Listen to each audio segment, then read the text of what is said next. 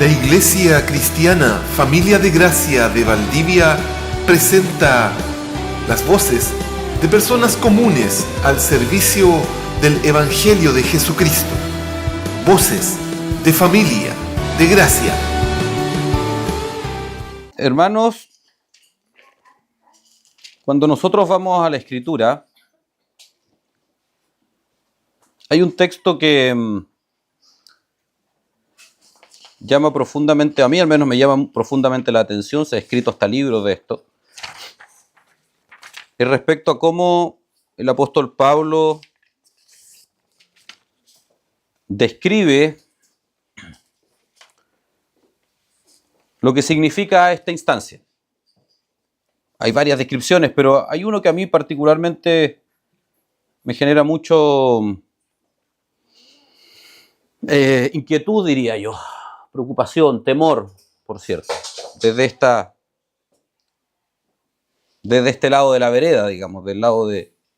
Me genera temor, digo, por ser el que está predicando. El apóstol Pablo en el libro de Corintios, segunda de Corintios, capítulo 2, verso 14,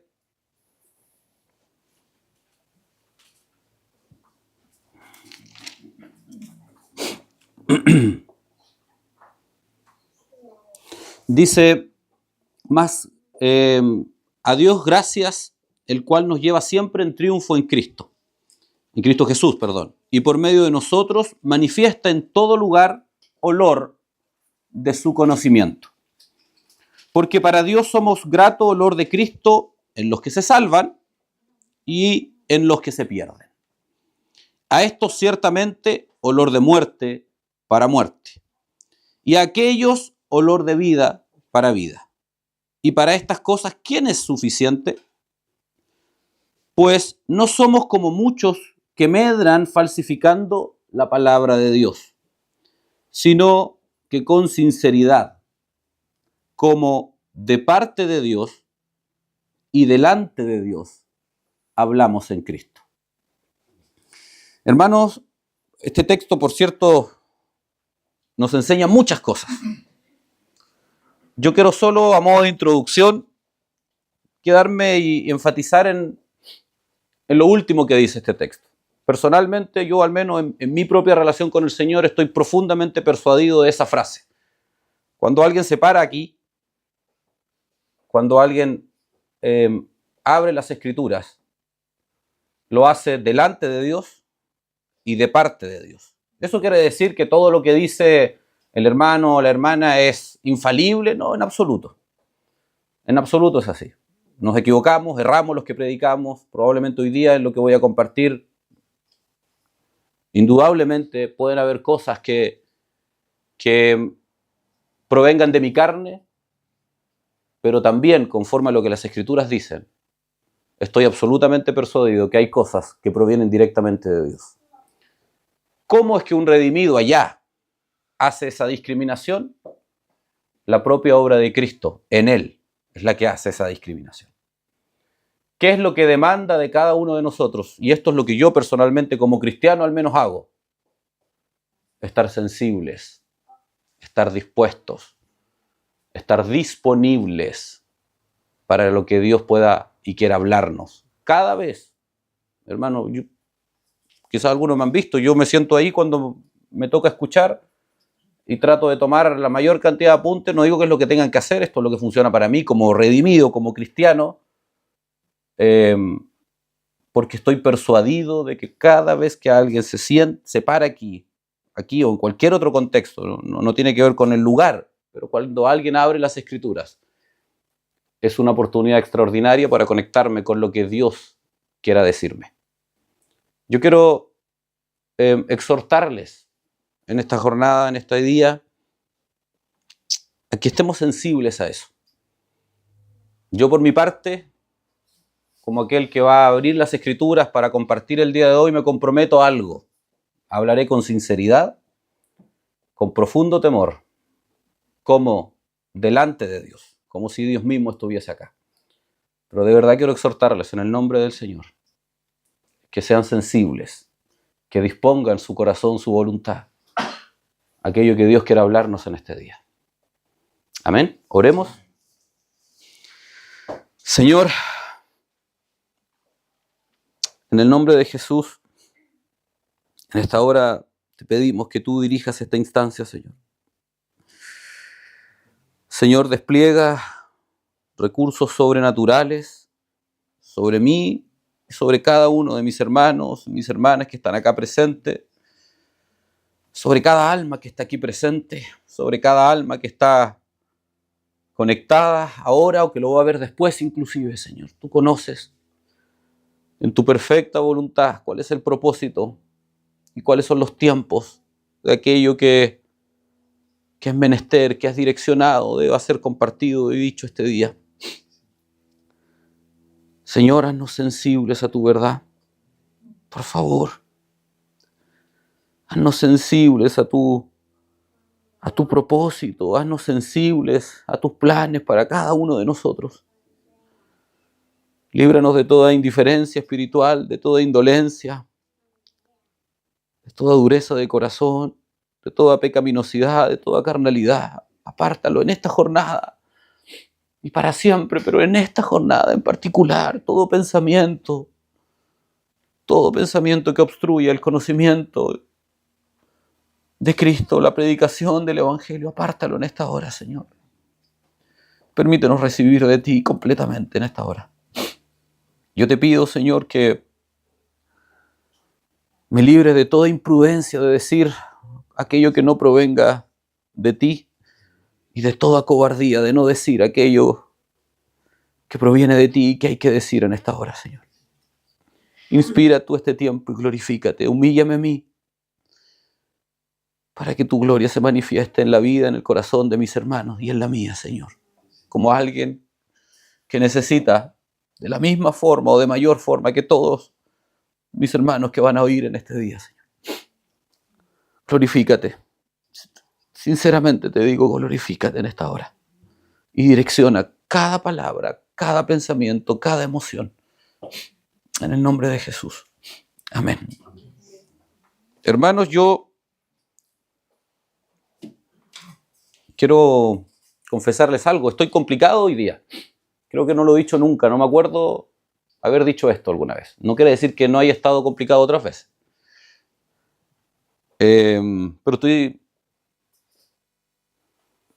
Pero como acabo de hacer un compromiso de sinceridad con ustedes, yo creo que a Dios no podemos ocultarle nada.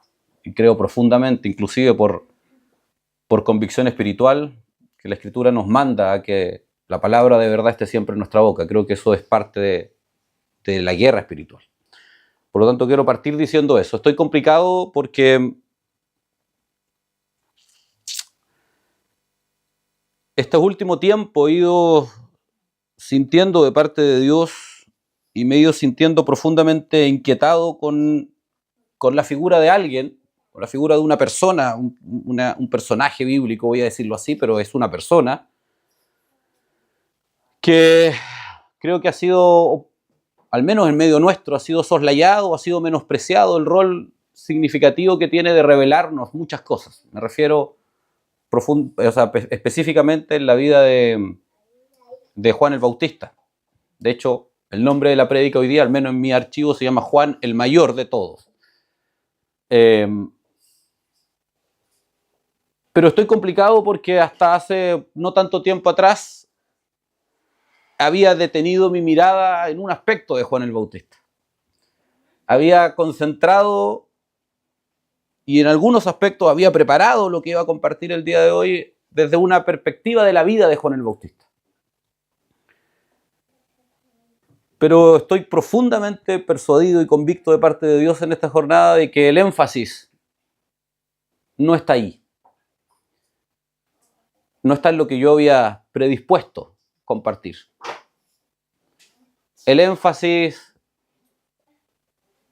no está en la expresión de Jesús, que por cierto voy a referirme a ella respecto a la vida de Juan el Bautista. Pero Jesús dice que de los nacidos de mujer no ha habido nunca antes uno mayor que Juan el Bautista. Sino más bien el énfasis está en lo que fue el propósito y el testimonio integral de la vida de ese hombre. Y es complejo porque el testimonio y el propósito de esa vida es tremendamente confrontacional con lo que representa probablemente la mayoría de nuestras vidas. Yo creo que el propósito y la vida de Juan el Bautista, como ya dije, reconocido por Jesús como hasta ese momento el hombre más grande de todos los nacidos de mujer, el mayor de todos,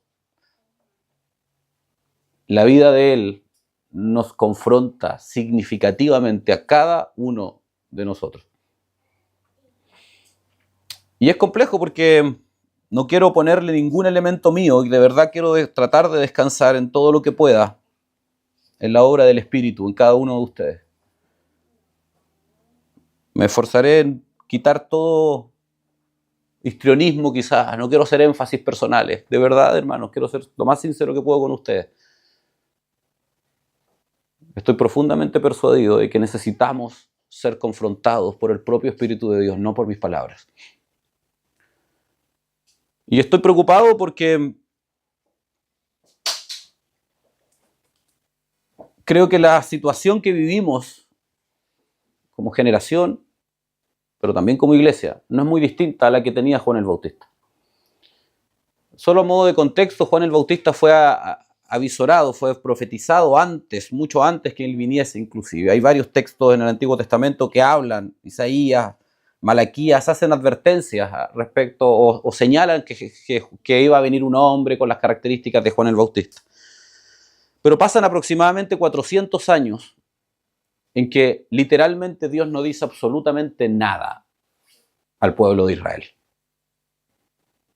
Hay 400 años de silencio, los teólogos le llaman el silencio de Dios. De hecho, si usted toma su Biblia, usted se va a dar cuenta que después del libro de Malaquías, que es el último del Antiguo Testamento, usted va a encontrar una hoja en blanco y después parte el Nuevo Testamento. La mayoría de las ediciones bíblicas tienen ese elemento. Esto responde a una realidad teológica o histórica, que es una forma de simbolizar el tiempo en que Dios guardó absoluto silencio con el pueblo de Israel. Después de decenas, si no centenares de profetas antes, por 400 años, aproximadamente 10 generaciones. Una generación israelita tenía aproximadamente 40 años. 10 generaciones de familias vivieron sus vidas sin escuchar absolutamente nada de parte de Dios. Ahora, se imaginarán lo que pasaba, se imaginarán lo que pasó en el pueblo de Israel. 10 generaciones de familias, de descendencias, sin tener ningún profeta que les advirtiera directa y prácticamente la voluntad de Dios para sus vidas.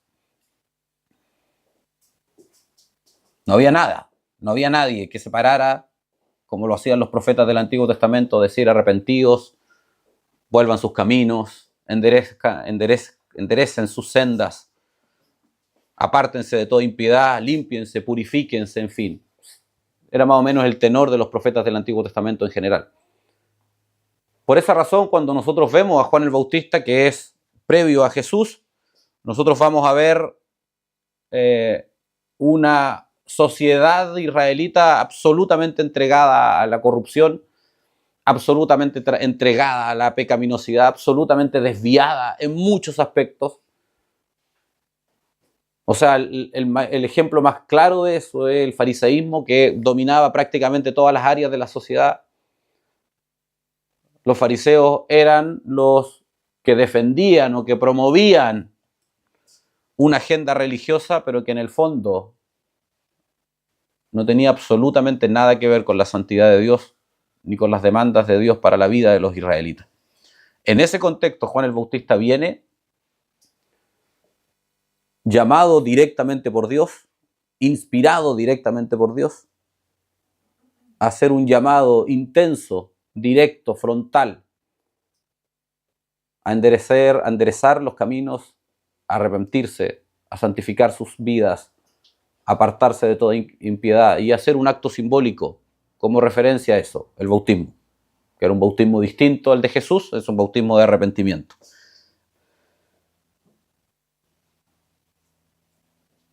Y estoy preocupado porque no creo que sea muy distinto que lo que pasa hoy día. Estoy preocupado porque veo frialdad en nuestra sociedad y también en nuestra congregación. Veo almas enfriándose por causa de la indiferencia, por causa del pecado o por causas que yo no logro explicar inclusive. Veo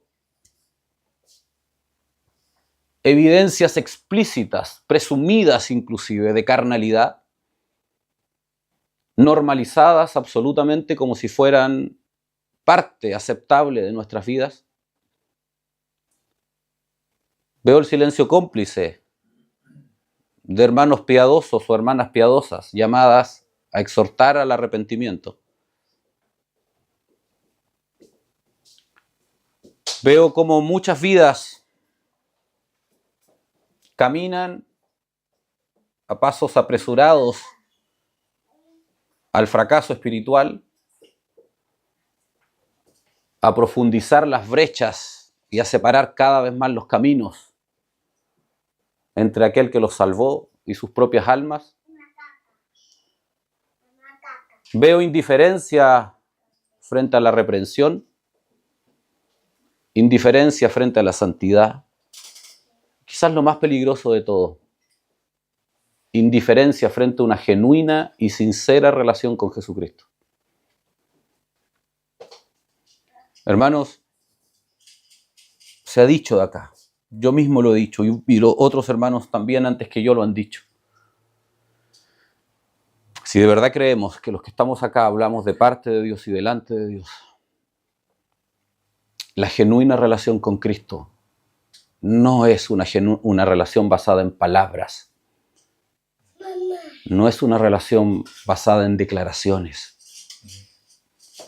Es una relación que conmueve, que atrapa el corazón de tal forma que ya nada más importa. Nada, en la genuina relación con Cristo, nada más que Cristo importa. Nada puede estar por sobre Cristo en una genuina relación con Él.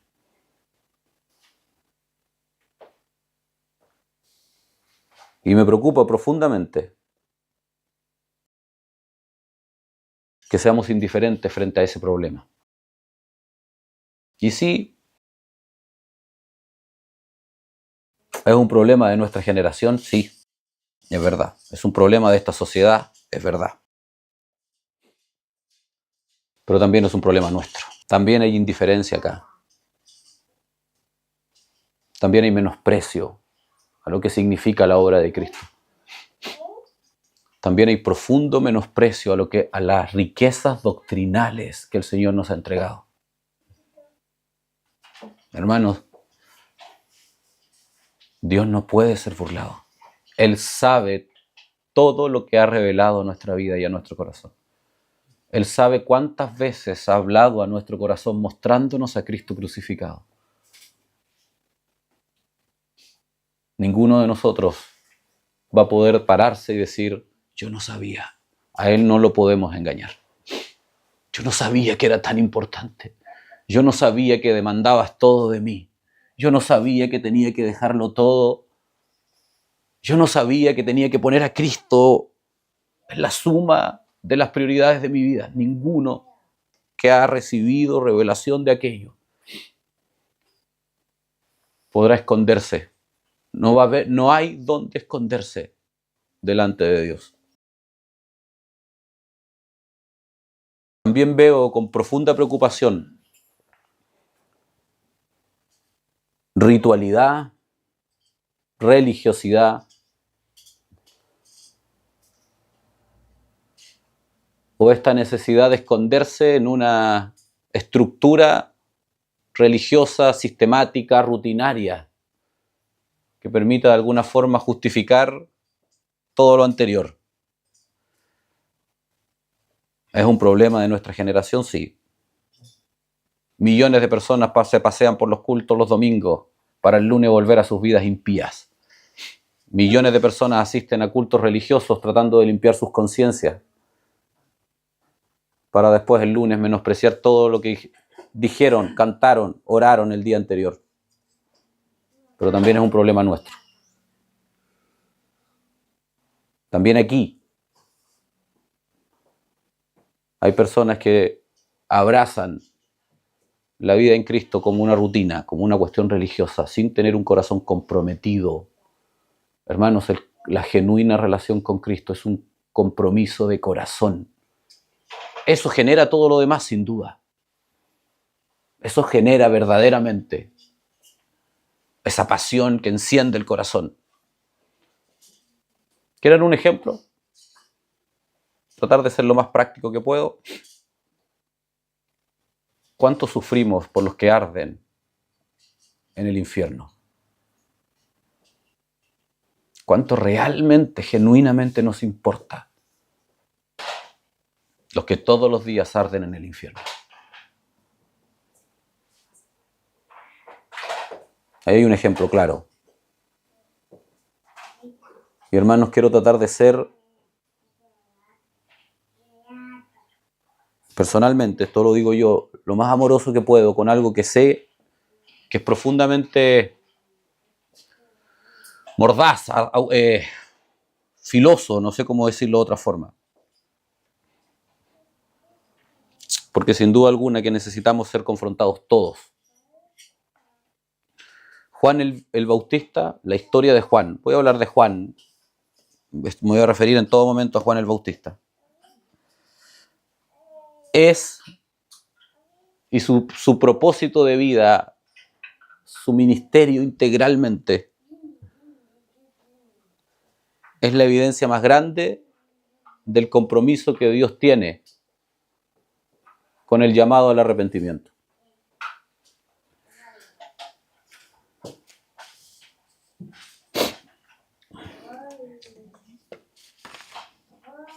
Quiero leerles Mateo 3.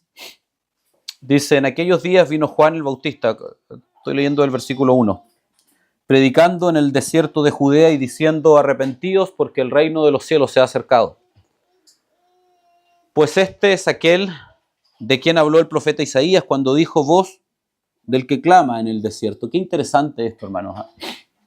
Qué interesante que se hable de Juan como aquel que clama en el desierto. Es interesante porque en el desierto prácticamente no vive gente. Es interesante porque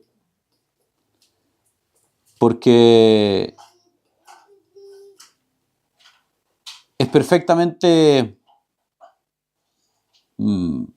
lógico suponer, esto es una suposición, que el desierto al cual se refiere la profecía y también acá en los textos no necesariamente se refiere a una cuestión física específicamente, a un lugar en sí, sino a una condición espiritual propia de la generación en la cual Juan el Bautista caminaba.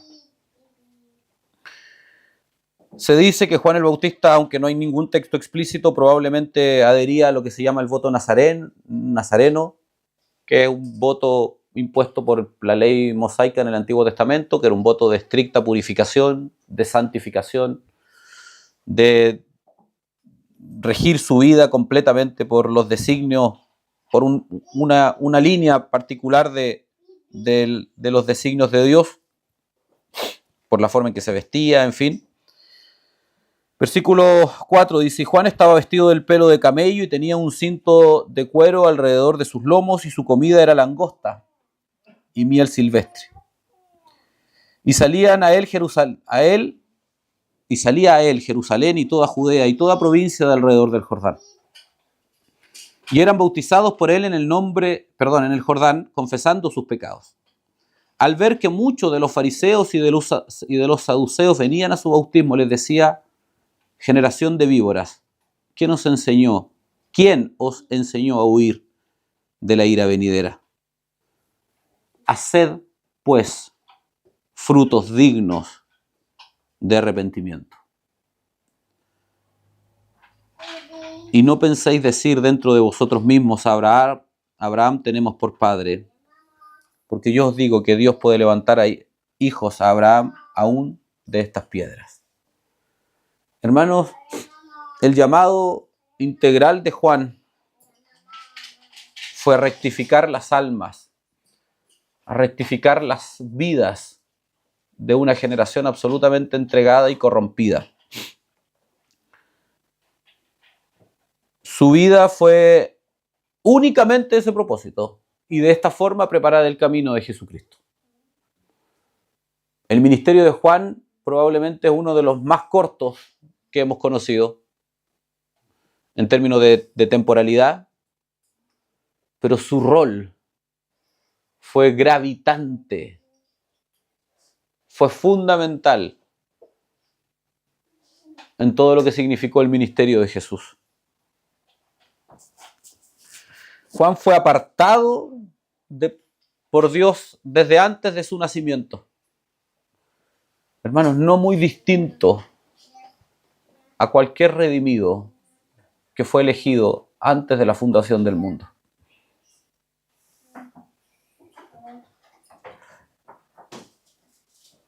Fue llamado y usado como un profeta por Dios para encender el corazón de aquellos que iban a escuchar a Jesús. A mí me llama profundamente la atención la frase que usa para confrontar a los fariseos y a los saduceos, que eran estas dos corrientes religiosas de la época, las más grandes al menos. Les dice: ¿quién os enseñó a huir de la ira venidera?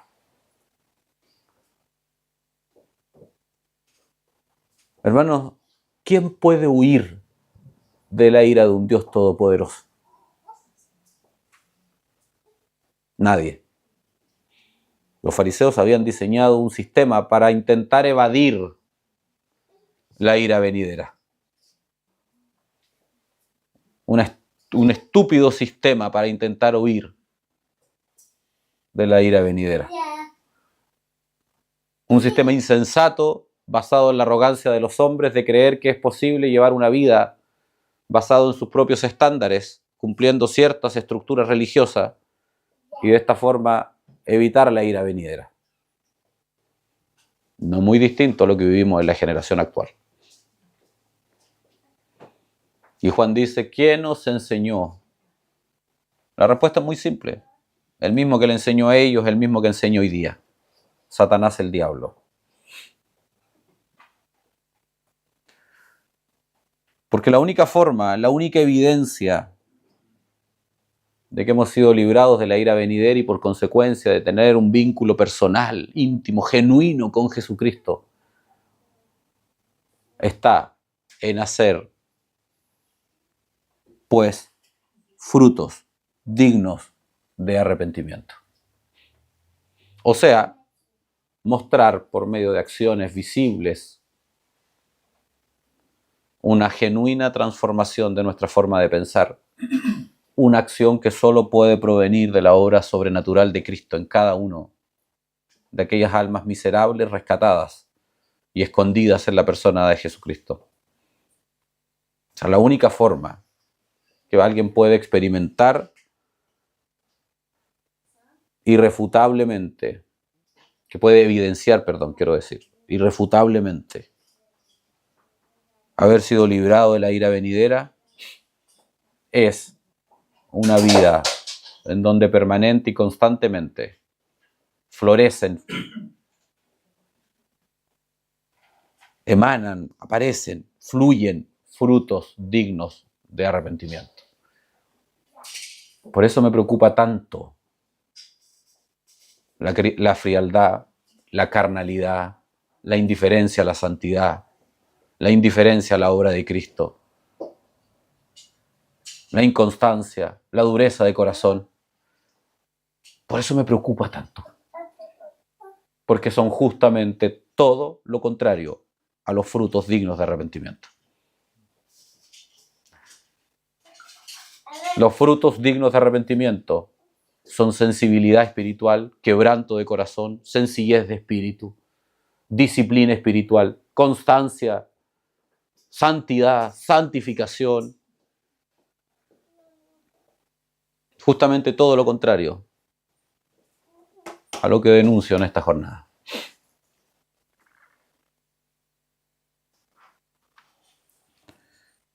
Vemos en Juan, en la vida de Juan, un despojo absoluto, un total y absoluto despojo de este mundo terrenal y natural. Hermano, Juan comía langosta y miel silvestre y se vestía con pelo de camello y un cinto de cuero alrededor de sus lomos. ¿Estoy haciendo un llamado que hay que vestirse de esa forma? No, no estoy en absoluto poniendo la experiencia personal de Juan como una referencia a imitar. Pero sí estoy diciendo, conforme a lo que las Escrituras dicen, que el principio rector de la vida de Juan respecto a su relación con este mundo era de un absoluto menosprecio. Y eso es exactamente lo que la Escritura dice respecto a cada uno de nosotros. Un menosprecio absoluto de este mundo. Miren, piensen en esto, hermanos, cuando Jesucristo reprende a Pedro y le dice, apártate de mí, Satanás. Conocemos la historia, ¿no? Se genera este diálogo cuando Jesús anuncia su muerte y Pedro lo lleva aparte para convencerlo que no lo haga y Jesús le dice, apártate de mí, Satanás. Uno diría hasta ahí fuerte, pero tiene que ver con Pedro. El punto es que Jesús no solo dice eso, dice, porque tienes tus ojos solo pensando en lo terrenal. Es interesante eso, hermanos, porque Jesús le llama a eso voz de Satanás. O sea, una mente, una vida cuyos únicos propósitos, como únicos satisfactores, como únicos motores en su vida, es lo terrenal. Como si las únicas alegrías fueran las terrenales y las únicas tristezas fueran las terrenales. Entonces es una mente, sustentada, alimentada e inspirada en el propio Satanás. ¿Y no es esa acaso la descripción de la mente moderna? ¿No es acaso la descripción de la mente del cristiano actual? Y yo hago la pregunta también, ¿no es acaso la descripción de nuestras mentes?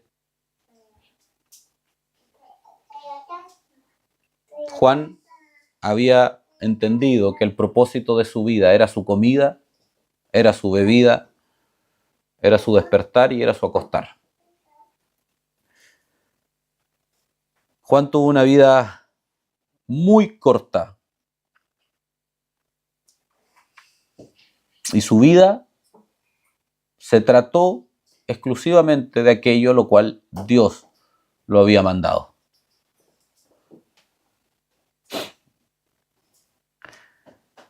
A mí personalmente, esto lo digo yo, hermano, creo que lo he dicho otras veces, esto es probablemente uno de los grandes temores de mi vida.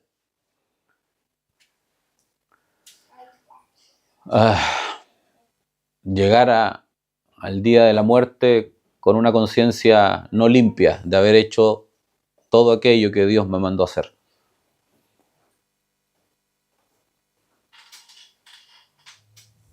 No digo que sea en absoluto un ejemplo replicable, esta es mi propia debilidad, es mi propio temor. Pero yo creo que hay algo de eso que viene inspirado en la piedad y en la propia obra de Cristo. Es preguntarse, genuina y sinceramente, si estamos cumpliendo verdaderamente el propósito por el cual Dios decidió permitir que nuestro corazón siguiera latiendo en este día, en nuestra vida. La vida, hermano, es neblina.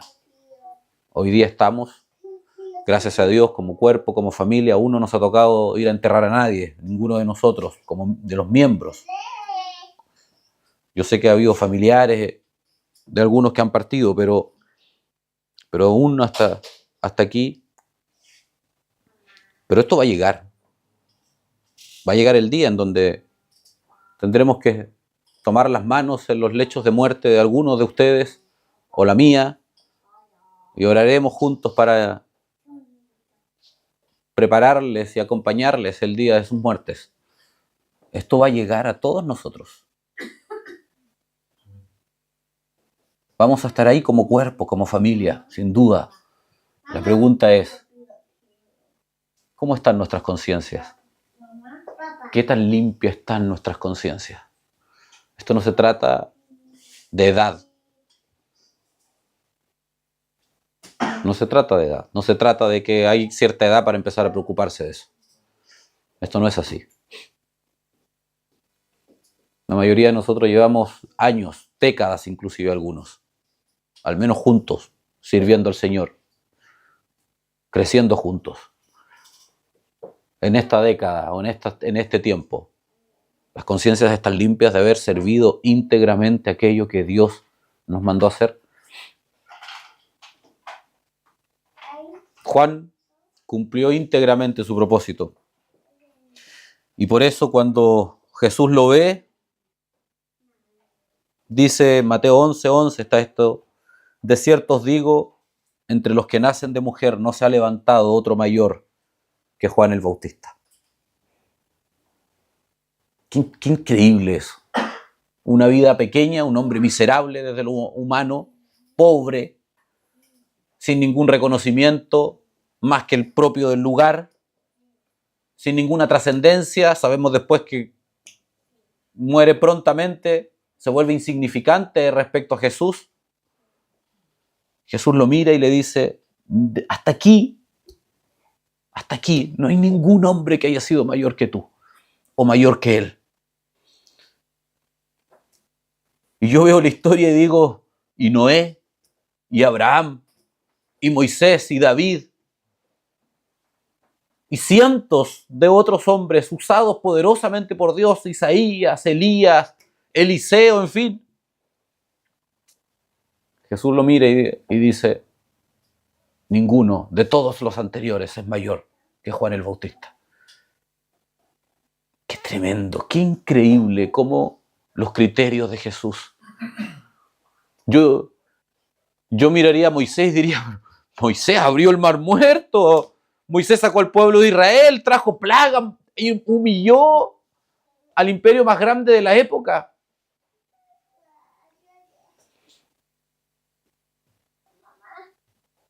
No es mayor que Juan. Abraham confió, tuvo fe, abandonó todo su lugar, integralmente se entregó para ir a seguir ese llamado de parte de Dios de que le iba a dar una gran descendencia. No es mayor que Juan. Noé, ¿cuántos años? 90 y algo, si mal no recuerdo, construyendo un arca por una sola voz, esperando un diluvio que no llegaba, una y otra vez, día tras día, construyendo un lugar. No es mayor que Juan. ¿Qué ve Jesús en Juan? ¿Qué hace? Que lo ponga por sobre todos los otros héroes, que sin duda, al menos para mí, desde mi propio criterio, objetivamente, desde mi criterio, parecen ser mayores.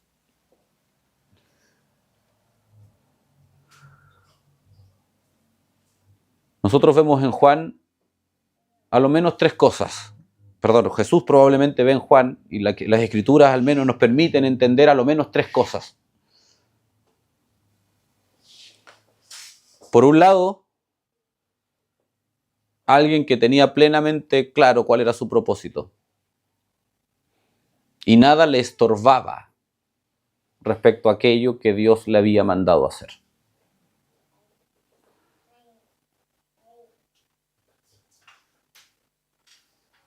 Nada estaba por sobre para Juan aquello que Dios le había mandado hacer.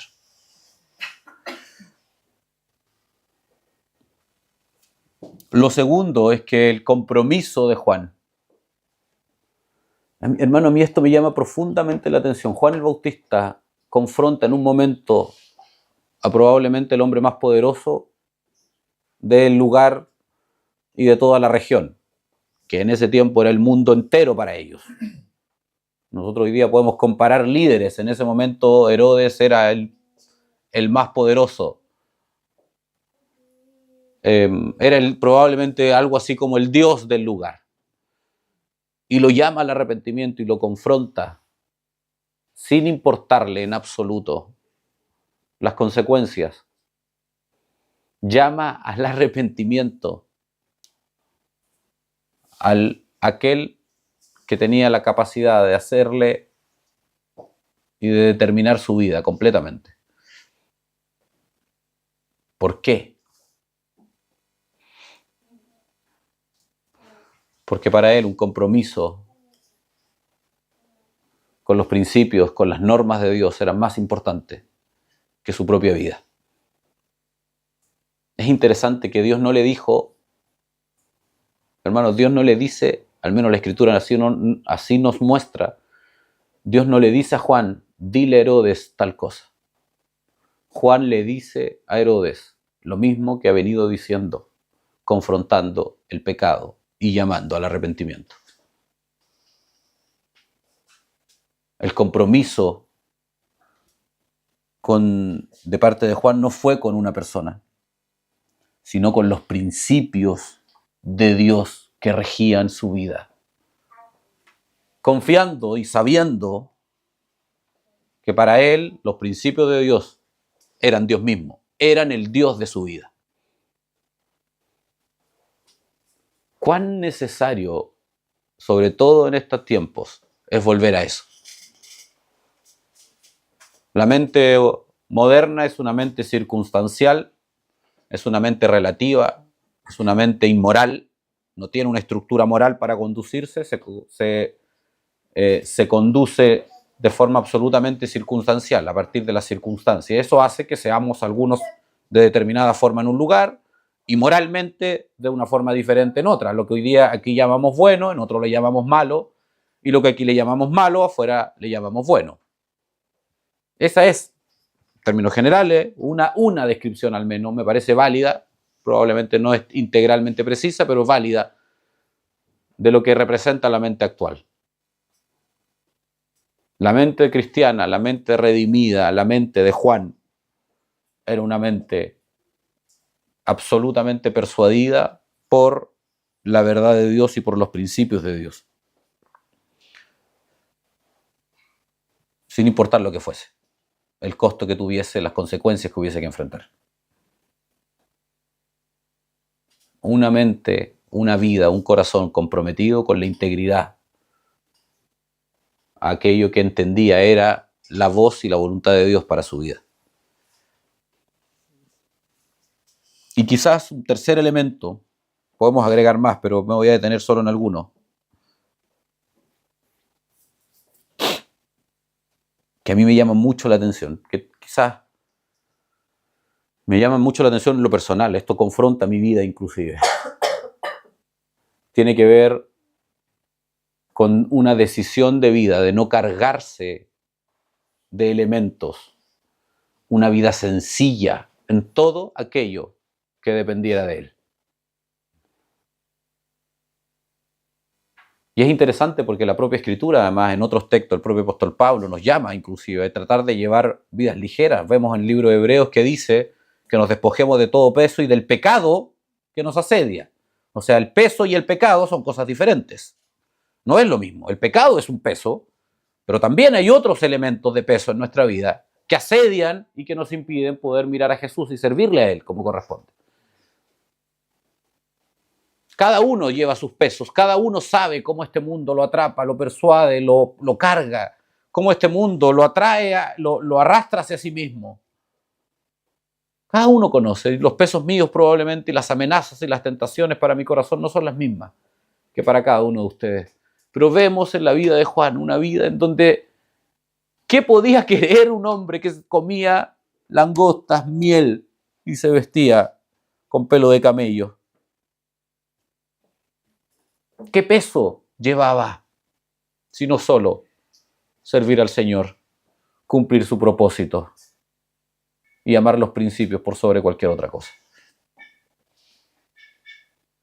sin importar las consecuencias.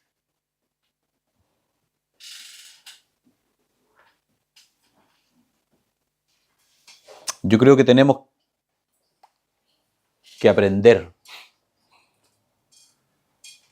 a vivir al menos. Yo creo que, no digo que sean los únicos elementos en la vida de Juan, pero al menos me parece que son significativos para conducir nuestra vida hacia un arrepentimiento genuino, que nos permita servir al Señor genuinamente, con una relación basada sinceramente, sin nada sinceramente, o sea, que mostremos transparentemente quiénes somos. Eso es lo que significa la palabra sincero, lo hemos explicado, hemos conversado de eso antes. Una relación en donde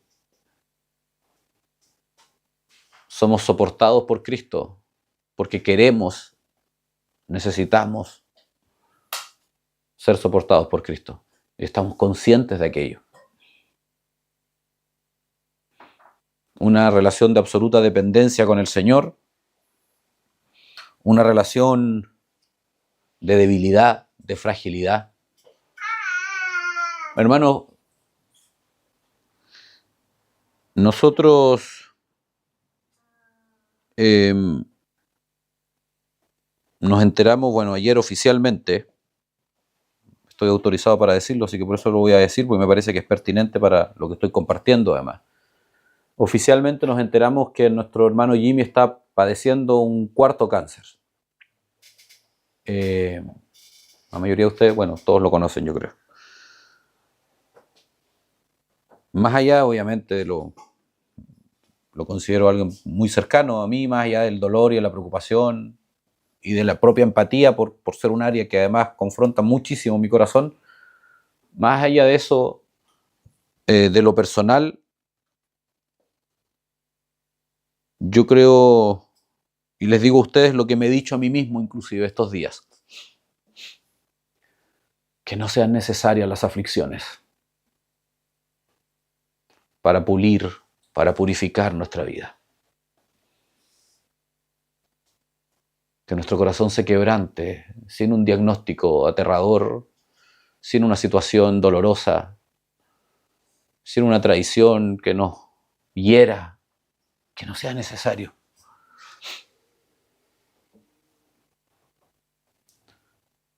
Que seamos sensibles a corregir, a enmendar el camino, sin tener que padecer las aflicciones. Porque Dios se ha comprometido en formarnos y Él no va a fallar en su obra.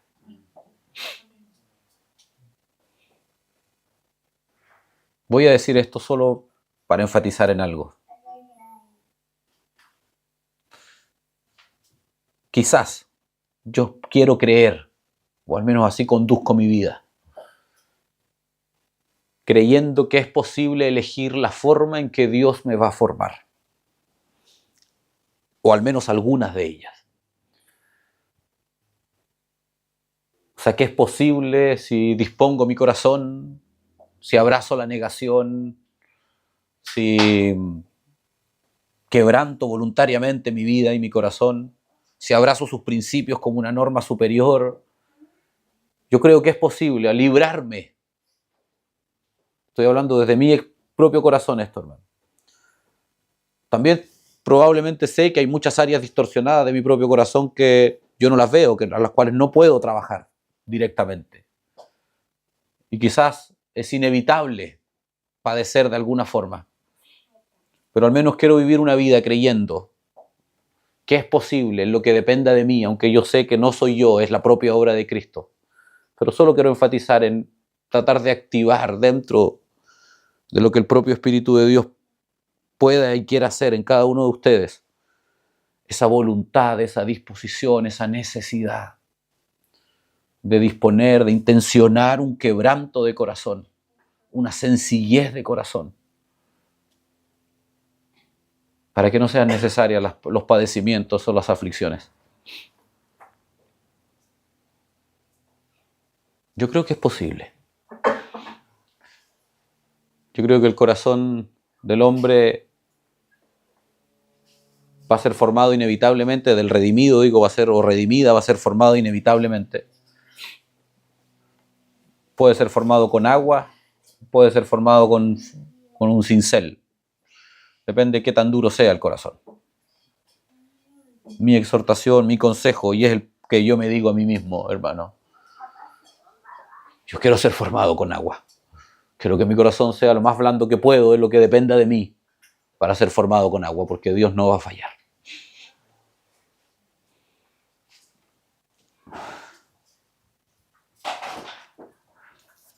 Pero Jesús termina diciendo algo. Con esto voy cerrando, hermano. Cuando le dice a Juan que de los nacidos de mujer no ha levantado otro mayor que Juan el Bautista, hay algo más en esa frase. Jesús no solo dice eso. Jesús dice, y cierra esto, pero el más pequeño en el reino de los cielos, mayor es que él.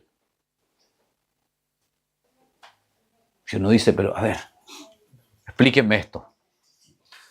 Juan es mayor que Noé, que Abraham, es mayor que Moisés, es mayor que los héroes del Antiguo Testamento. Sí, es mayor que todos ellos. Pero el más pequeño del reino de los cielos, que vino a este mundo por medio de Cristo, el más pequeño en Cristo, es mayor que Juan. Hermano, ¿se dan cuenta lo que significa estar en Cristo? Por eso preocupa la indiferencia. Por eso preocupa la carnalidad normalizada. Por eso preocupa la indiferencia a la santidad. Porque cualquiera de nosotros que está en Cristo es mayor que Juan. Hasta el más pequeño. Porque ha sido, tal como Tamara lo decía en el devocional, ha sido hecho depositario, receptor de un tesoro sublime, que es la propia obra de Cristo. Esto es lo que hace que podamos doblar nuestras rodillas y recibir recursos celestiales disponibles para ordenar, para enmendar nuestra vida. Hermanos, es completamente posible llevar una vida sin carnalidad.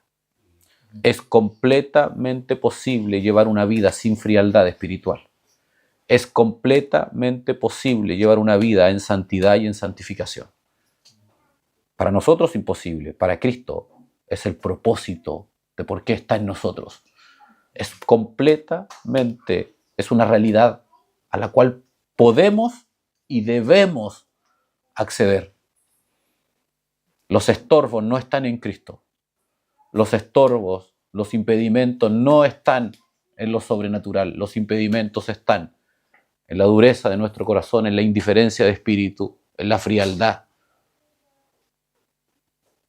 No voy a decir en la falta de conversión, porque aquel no tiene opción más que arrepentirse.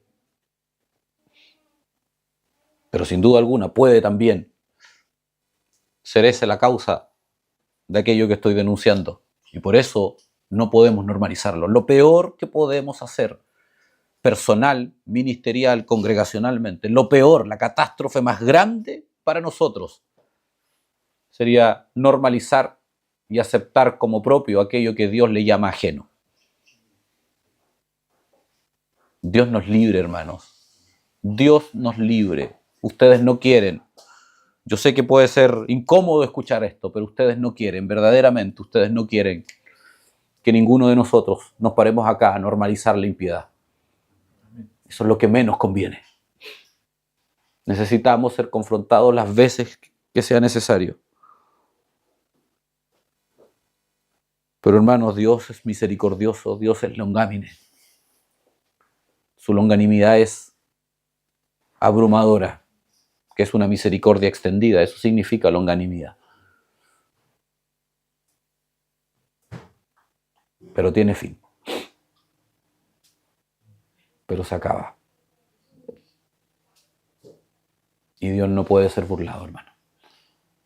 Cuidado con menospreciar todo aquello que Dios nos ha dado. Oremos. Señor, en el nombre de Jesús, gracias por este tiempo, por permitirnos estar hoy acá.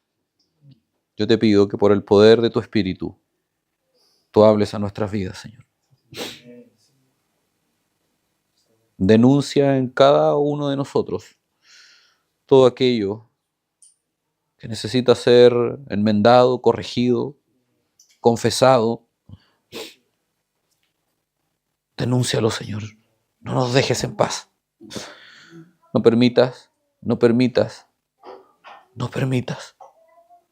que normalicemos aquello que nos aleja de ti. Haz todo lo necesario para que nuestra vida esté quebrantada delante de ti. No nos dejes en paz en la impiedad. No nos dejes en paz en la indiferencia. No nos dejes en paz en la dureza de corazón, en la carnalidad, en la mundanalidad. No nos dejes en paz, Señor. No te canses de nosotros. Por favor, no te canses de nosotros. Infunde por el poder de tu Espíritu un espíritu de quebranto, de arrepentimiento en nuestras almas. Para tu gloria, Señor. Glorifícate por medio de nuestro arrepentimiento, Señor. En el nombre de Jesús. Amén.